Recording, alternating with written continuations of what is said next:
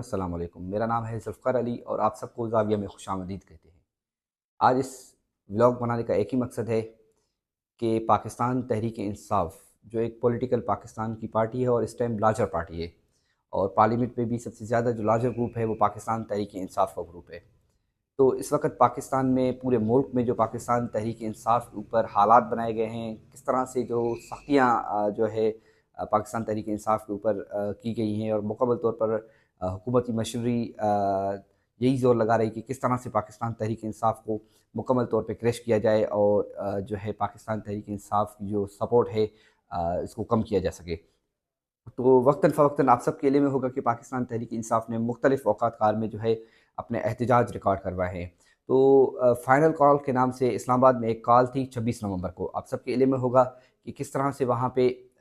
ریاستی مشینری جو ہے پاکستان کی عوام کے اوپر استعمال ہوئی، اور کس طرح سے ہمارے جو ہے حکومتی اداروں نے اور ہماری فورسز نے پاکستان تحریک انصاف کے جو کارکنان ہیں ان کے اوپر اسٹریٹ فائر کیے اور ان کو گولیاں ماری، جس کے نتیجے میں کئی جو ہے پاکستان تحریک انصاف کے کارکنان شہید ہوئے۔ تو آج ایک مین اسپورٹ جو ہے جس کو میں کور کرنے جا رہا ہوں وہ یہ ہے کہ اس 26 نومبر کے فائنل کال تھی، جو 26 نومبر کی پاکستان تحریک انصاف کا جو دھرنا تھا، اس میں بلوچستان کے جتنے بھی پاکستان تحریک انصاف کے کارکنان تھے ان کا ایک اہم کردار تھا۔ ہم نے میڈیا کے ذریعے دیکھا اور رپورٹ بھی کیا کہ سب سے زیادہ جو کارکنان جذبہ رکھ رہے تھے اور جو بڑھ چڑھ کر حصہ لے رہے تھے اور فرنٹ پہ جو لیڈ کر رہے تھے وہ بلوچستان کے نوجوان تھے، اور پاکستان تحریک انصاف کے بلوچستان سے تعلق رکھنے والے کارکنان تھے جو اس پورے قافلے کو لیڈ کر رہے تھے فرنٹ پہ۔ اور اگر بات کی جائے نقصان کی تو پورے پاکستان سے پاکستان تحریک انصاف کے کارکنوں نے اس میں شرکت کی، لیکن سب سے زیادہ جو نقصان ہوا ہے وہ پاکستان تحریک انصاف بلوچستان کا ہوا ہے، اور کئی کارکنان ان کے شہید ہوئے جو رپورٹ بھی ہوئے۔ تو آج جو مین اسپورٹ ہے جس کو میں کور کرنے جا رہا ہوں وہ یہ ہے کہ بلوچستان کا ایک ریجن ہے جسے کہتے ہیں نصیر آباد۔ نصیر آباد سے 3 کارکنان کو وہاں پہ حبس بیجا میں رکھا گیا تھا حکومت کی طرف سے، حکومت پنجاب کی طرف سے، اور انہیں گرفتار کیا گیا، اور 4 ماہ سے زائد کا عرصہ گزر گیا انہیں حبس بیجا میں رکھا ہوا تھا، اور ان کے اوپر بے بنیاد مقدمات درج تھے۔ تو آج وہ کارکنان رہا ہو کر اپنے آبائی علاقے نصیر آباد ڈویژن میں آئے۔ تو 3 کارکنان تھے۔ سب سے پہلا کارکن تھا جس کا نام تھا امداد سمالانی، جن کا تعلق نصیر آباد کے ضلع نصیر آباد سے ہی تھا، ڈیرہ مراد جمالی سے۔ اور اس کے بعد جو تھے ظہور احمد کھوسرو صاحب، جن کا تعلق صحبت پور ضلع سے تھا، اور ان کے ساتھ تھے انور احمد لڑی، ان کا تعلق بھی جو ہے صحبت پور سے تھا۔ آج وہ جو ہے اپنے علاقے میں واپس ہوئے تو وہاں پہ رپورٹ ہوا کہ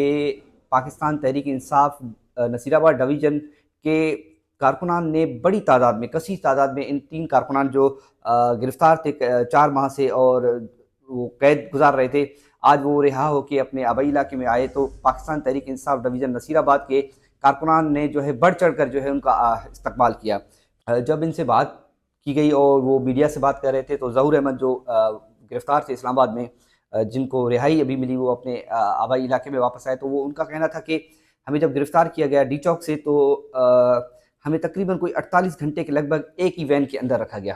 وہ پریزنر جو وین ہے اسی کے اندر ہم موجود تھے 48 گھنٹے تک، یعنی آپ خود اندازہ لگا سکتے ہیں کہ یہ کتنا تکلیف دہ جو ہے ایک عمل تھا۔ اور وہ ان کا کہنا تھا بقول ان کے ظہور احمد کی کہ صرف 1 گھنٹے کے لیے ہمیں کسی تھانہ میں لے جایا گیا، پھر دوبارہ ہمیں کہا گیا کہ آپ کو ہم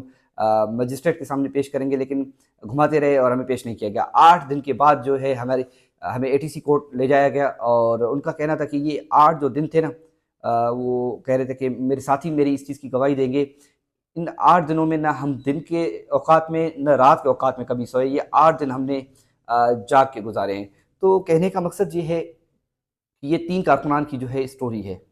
ایسے ہزاروں پاکستان تحریک انصاف کے کارکنان ہیں جن کے اوپر ظلم، جبر، تشدد